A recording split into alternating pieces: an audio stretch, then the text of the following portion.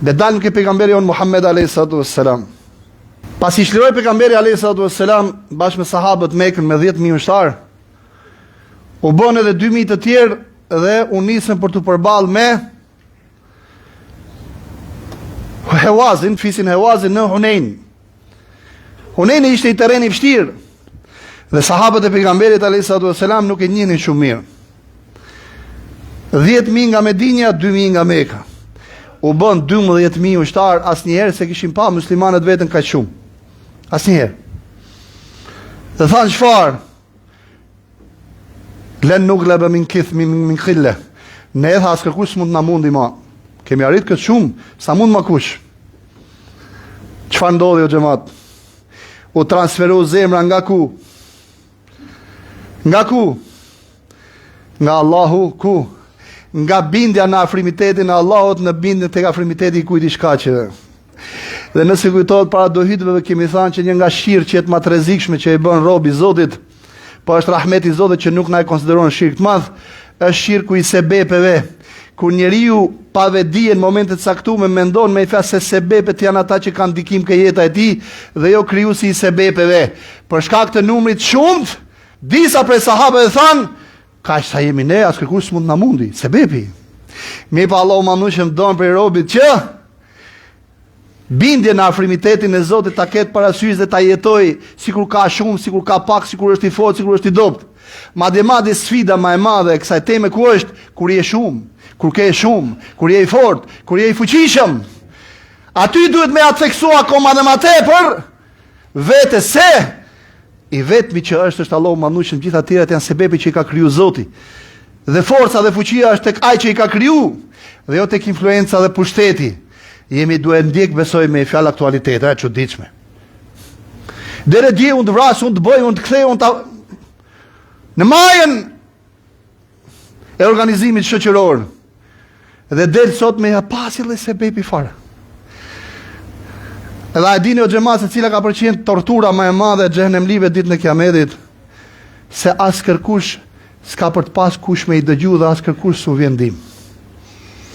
Edhe këtë lloj ndjenje do ta ndjen më tepër kush qafirat ose mohusit çfarë që kanë qenë me pushtet në dynja, me shumë parë në dynja, me shumë influencë në dynja, me shumë ndikim në dynja. Në dynja ata thjesht kanë qenë kështu me gishtë dhe kanë bërë gjithçka. Kur shkojnë në ahiret, dhe flas për ata që janë për xhenemlive, mendojnë akoma kanë me veta atë psikologjinë se këta me I lut me gishtë gjithçka e bëjnë. Edhe drejtohen kujt? U drejtohen besimtarve. Thot, pa I shohin besimtarën në xhennet. Ta thonë, ç'është është e Zotit. I kërkojnë ndihmë njëri tjetrit, nuk ka. Shkojnë tek Maliku, rojtari I xhenemit. Lutju Zotit tanë që të paktën ta e marri shpirtin deri këtu. Fare. Derisa u thuhet ikhsa'u fiha wa la tukallimun, mbylleni gojen, shut up. Mbyllë gojen dhe mos u flit më. Pra nuk të lejohet edhe me fol, jo me bërtit jo, edhe me fol. Pra edhe e fol më as lejohet më. Do me thanë atë hallin e mas ke drejt as me nxirr, të paktën me ja lecu vetës me të bërtitme, edhe ajo s'lejohet. Edhe kjo është vujtja më e madhe në xhenem. Pushtet, forcë, pare, ta bëj, ta kthej, unë të vras, unë të bëj.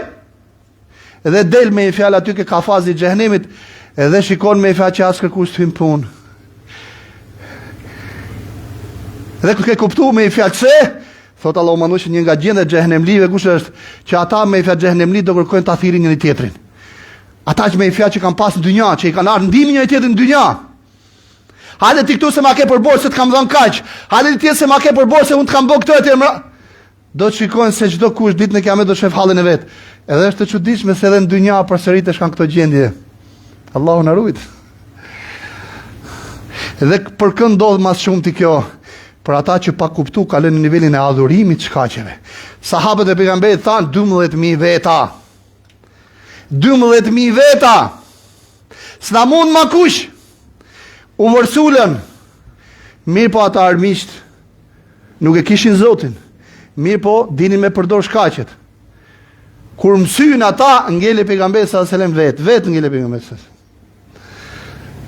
Edhe aty për aty u bashku me të edhe Abasi xhaxha e pejgamberit që e kishte zanin e fortë. Dhe i tha Abbasit, thuju, anë Rasulu, la këdhib, anë ibnu Abdul Muttalib.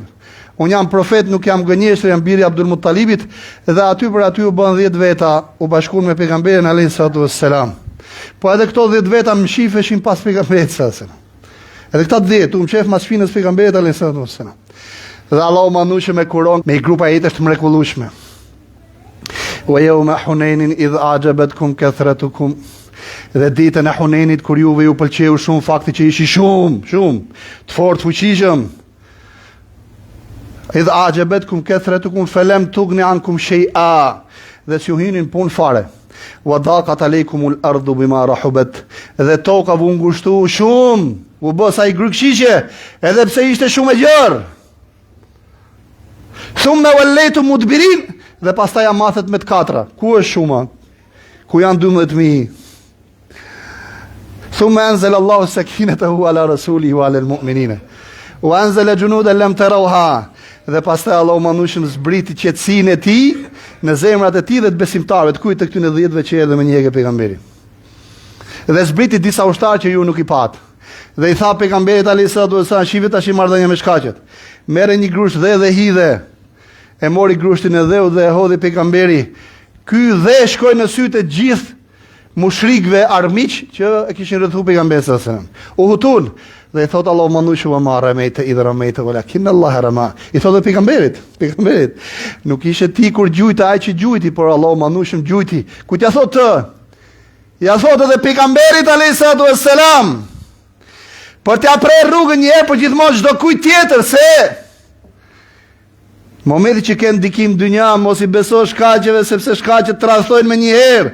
Thjesht shifi shkaqe si dhuratë e Zotit, merri përdori, por asnjëherë mos e cëno bindjen tënde në afrimitetin e Zotit dhe në atë që Allahu manushëm din gjithçka, dhe Allahu manushëm është bërës në gjithçka, dhe sa do të fuqishme të jenë shkaqet, po do Allahu manushëm i xhbon aty për aty dhe i defaktorizon aty për aty.